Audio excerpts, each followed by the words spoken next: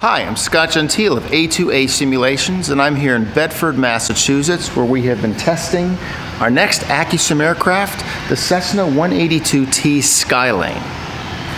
Now, many of our customers will be moving up from the smaller Cessna 172 Skyhawk or the Piper Cherokee 180 to this aircraft when it comes out. And I just wanted to take a little bit of time here to explain some of the differences you can expect to see in this aircraft. First of all, if you can see me standing next to this plane, first thing you might notice is just the sheer size of the aircraft. That's because Cessna stuffed a Lycoming 541 cubic inch engine, making 230 horsepower into this aircraft. And they mated this engine to a high-performance 3-blade constant speed propeller. Now, Macaulay did a really nice job with this propeller. You'll first notice the swept leading edge, but also the swept trailing edge, which is almost a scimitar blade design. And what makes an aircraft special is when good power is put into a well-designed aerodynamic airframe. So you'll notice if you look at the actual cowling shape, it's a very efficient shape. And then the windshield itself is a nicely sloped windshield.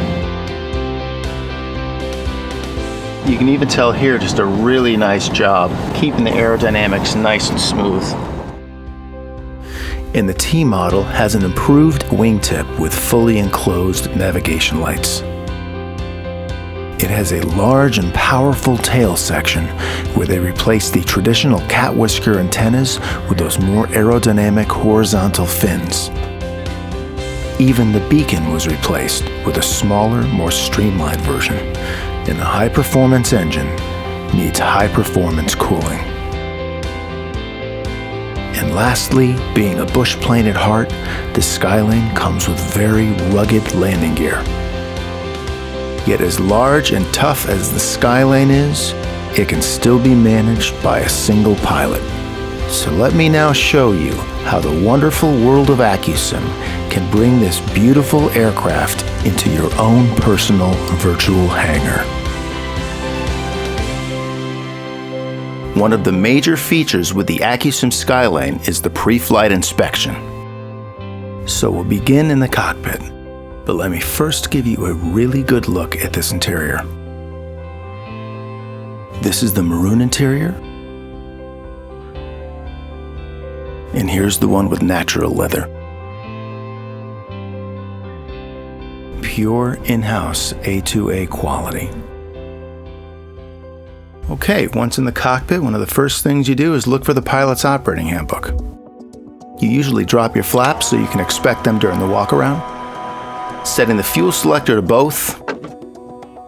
Check the annunciator panel and make sure that all the lights are operational. Once you get out of the plane, you can do a full walk-around, checking the tail, the wings, the fuel, your tires. You're looking for any damage to the propeller or blockage in those engine intakes or your air filter. And of course your oil.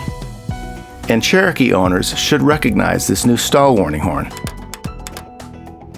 Now we have a new feature coming in with the Accu-Sim Skylane, and that is hand towing. Now this is a Cessna style tow bar. And basically what we're going to be doing is we're going to be recreating the experience of towing the aircraft. So here we have our Skylane, beyond and to the right of where we want it to be.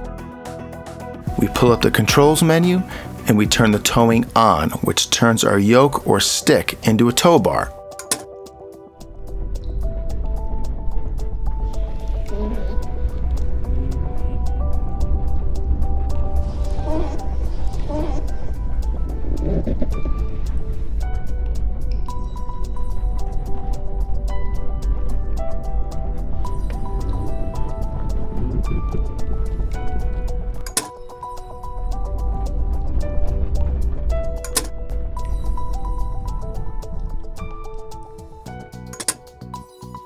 And there you go.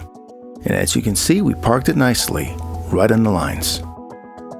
So now that the aircraft is where we want it and the pre-flight is complete, we're ready to start the engine.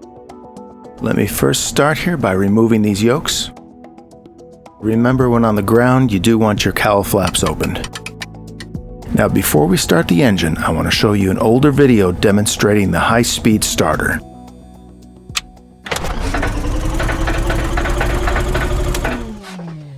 You are seeing and hearing genuine internal physics. Okay, let's get back to our aircraft and start the engine. Here we are using the electric fuel pump to prime the engine. Clear the area. Clear prop.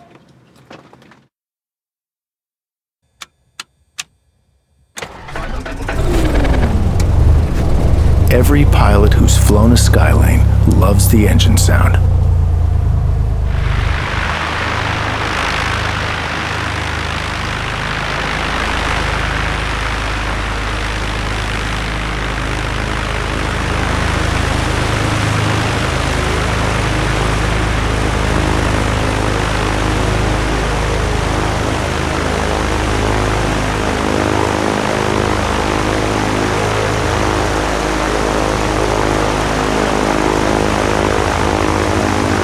Engine indicators. Remember, when doing your mag check, this is a 6-cylinder engine, which means a fouled plug won't be quite as noticeable as a smaller 4-cylinder engine. And notice how the new propeller physics drive the sound engine when doing the prop check.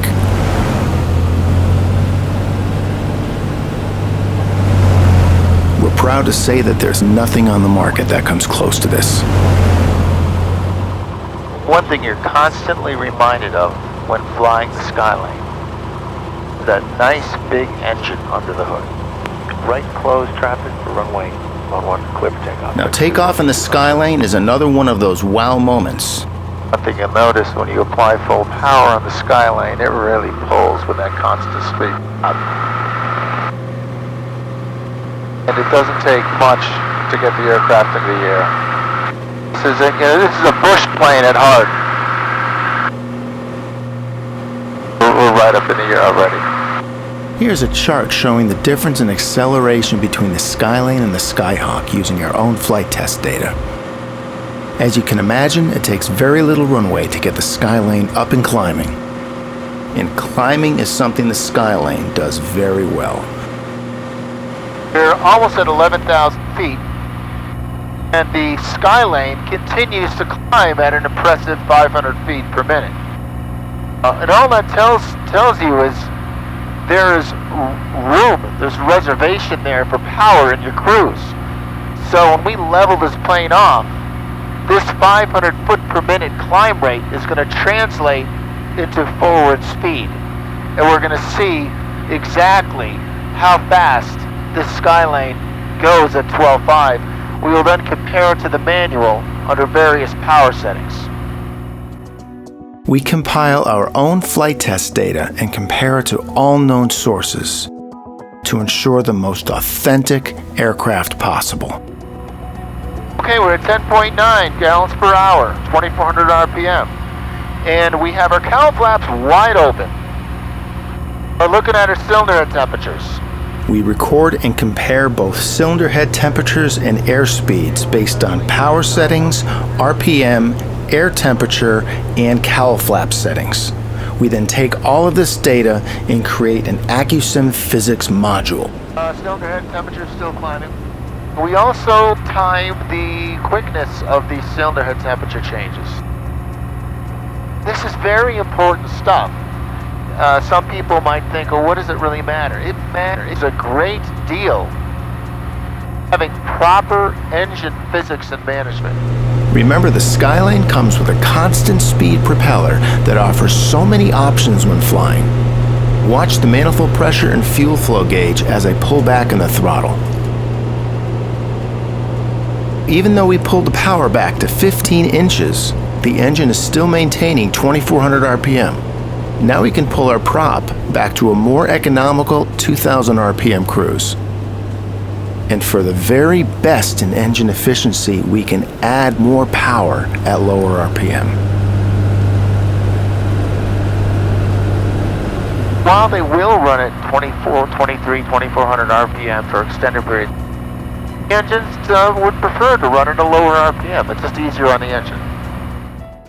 This Skylane can cruise at almost 170 miles per hour, and at lower RPMs it can travel over 1,000 miles without refueling.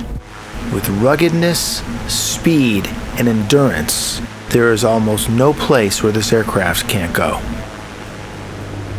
Now for the nighttime flyers, let me show you the cockpit lighting. Here it is with one floodlight, and we can put the other one on. That's two. However, at night you can turn the floodlights off and just use the gauges right here, and you can adjust the brightness.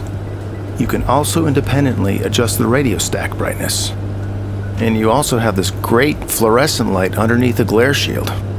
You can adjust this from very bright to just barely illuminating the panel.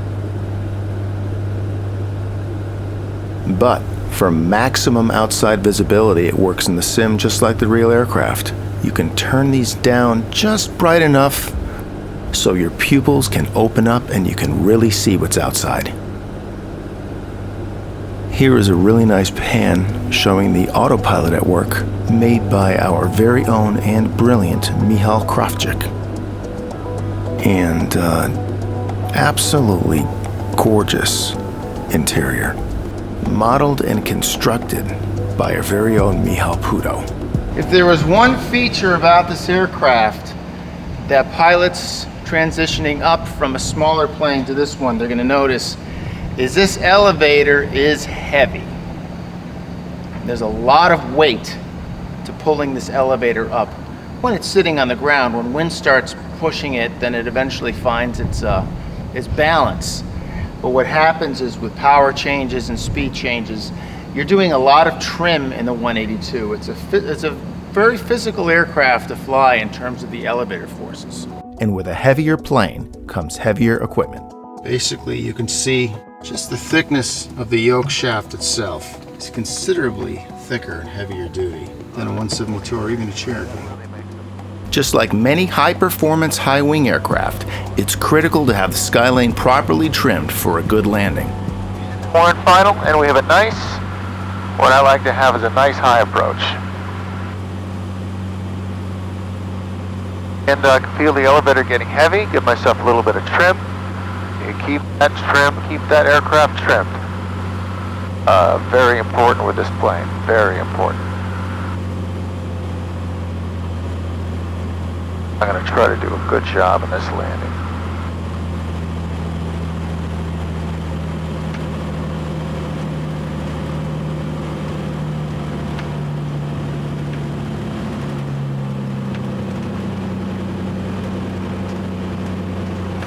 There we go, there we go.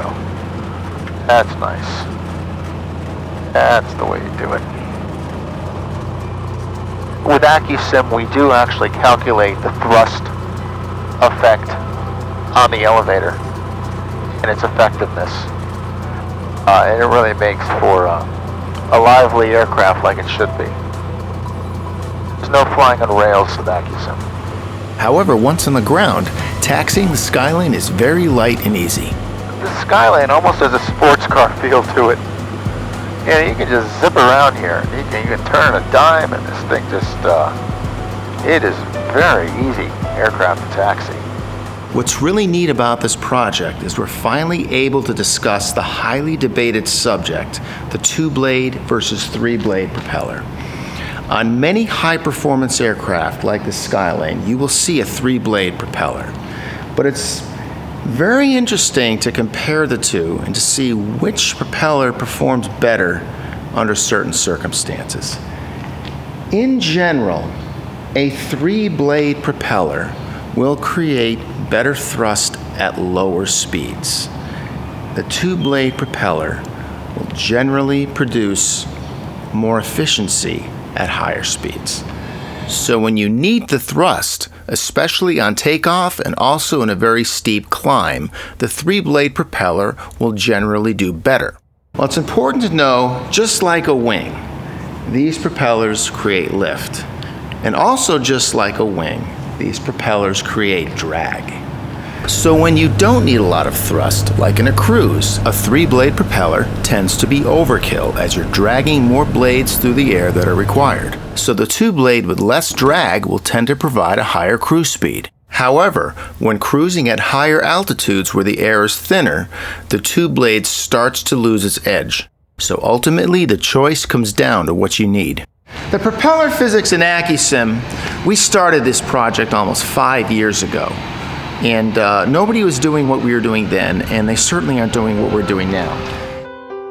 We could easily talk about the Accu-Sim Skylane for hours, and we look forward to speaking more about it on the A2A forums. But in the meantime, I just want to leave you with some sights from the Accu-Sim Skylane. On a stormy night, when it's just you and a dark world below. All directly from the simulator and unedited. Thanks for watching.